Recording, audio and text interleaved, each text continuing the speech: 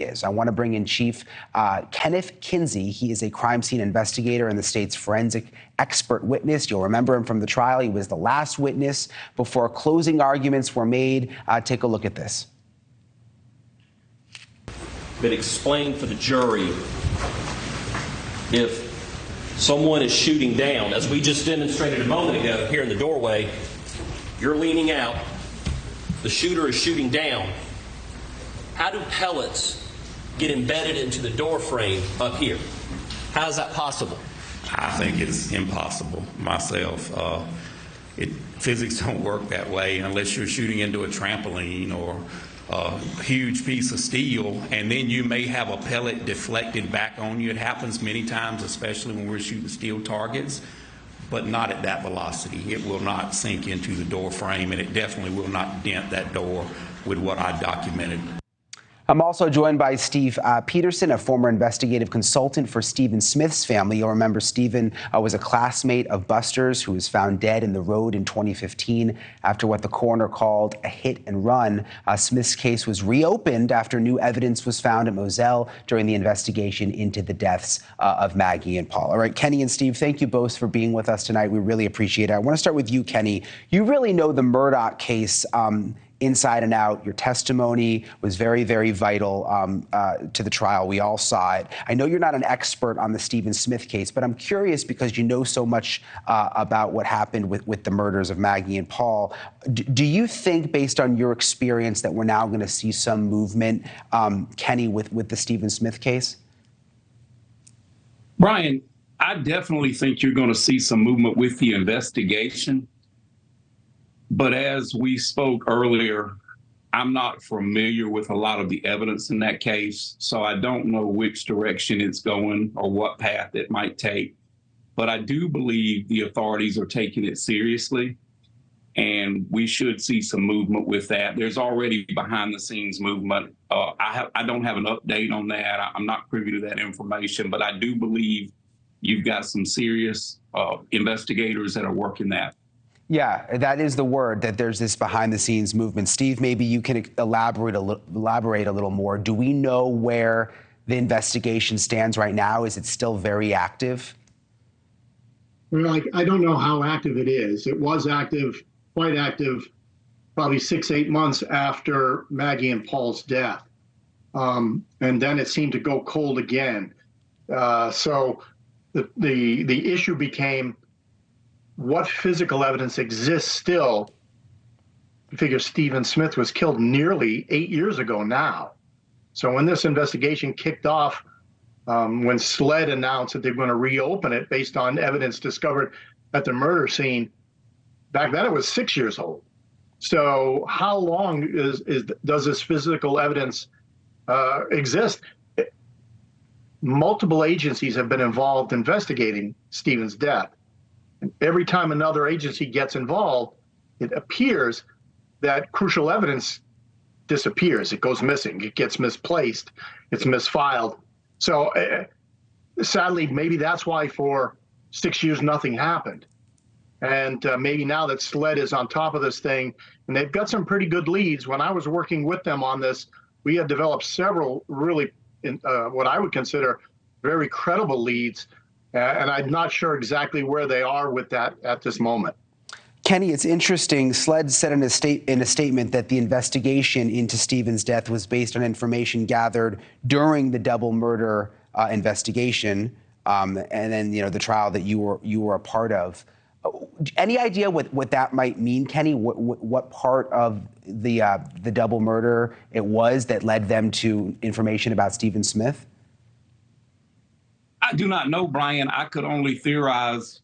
You've got several prongs here involved, and everyone knows that there are more tentacles on this thing than an octopus. And I imagine that it's going in so many different directions, not just Stephen's death scene, but also in a couple other directions. As I said, I'm not privy to that information, but I do hear the chatter and the scuttlebutt, and I do know that the authorities are working in several different directions.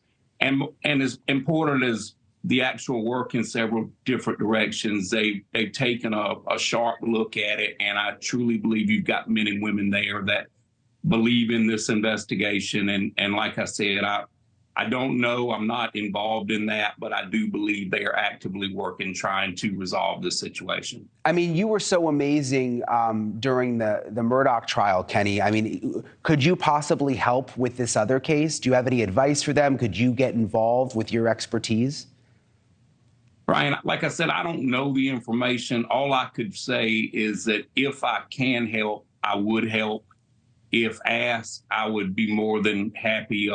As we spoke earlier, very competent private investigators on this, greatly credentialed.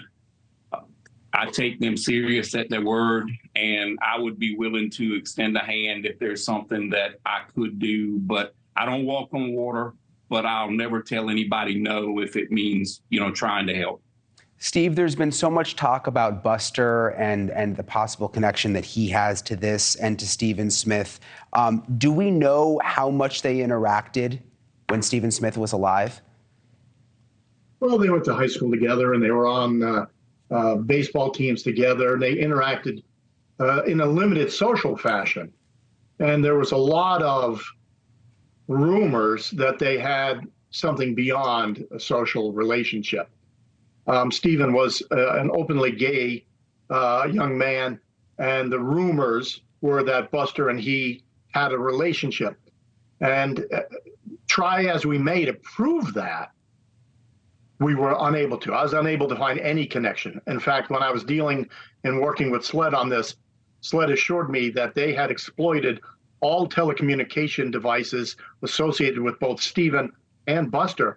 They could find no connection, no nexus to the two of them. So it seems odd that they would have had a relationship. It seems unlikely they would have had a relationship. We did come down with two basic theories on what happened to Stephen. One involved the potential involvement of the Murdaugh family, and the other involved two individuals who are not related at all to the Murdaugh family. And so we were pursuing these two separate and different leads. And since SLED had the ability and the possession of the telecommunication devices, they have subpoena power, they have different authority, obviously, than an investigator would. They pursued that aspect, and they assured me they couldn't find the connection between Buster. They told me that, they had conclusive proof that Paul was not even in the county the night Stephen was killed. I have no reason to doubt them. Yeah, a lot of this just seems like is rumor at this point. Obviously, there's a lot more investigating to do. I just got to ask you real quick, Kenny, because you were under the spotlight in that trial. The jurors wanted to meet you when it was over. You went and met them. How are you doing now? I mean, you are under so much pressure. Have you had a chance to take a break? Well, Brian, I'll start with my team first. As I've mentioned, my team here at home, I couldn't have taken myself away from my duties for 5 or 6 weeks without having a great team here at home. The AG's office were second to none. The SLED Low Country agents and the laboratory, SLED in general, in my opinion, did a great job. They welcomed me back, and they were so helpful in my examination of the evidence. The jurors are my heroes, and as I said, I wouldn't question their verdict one way or the other. I'm so glad I didn't have to make that choice, but it ripped my heart out in a good way when they wanted to meet me that morning. That's never happened in my career, and they thanked me. And yeah, it's very unusual. Yeah. That means more than anyone could ever know. But I wanted to thank them. They wanted to thank me, but definitely I didn't deserve a thank you because they put their life on hold for 6 weeks. And for that, we all owe them a debt. Yeah. Yeah. Well, Kenny and Steve, thank you both for your time tonight. We appreciate you coming on. I'm sure we'll be in touch as these other cases hopefully start to unravel. Thank you, Brian.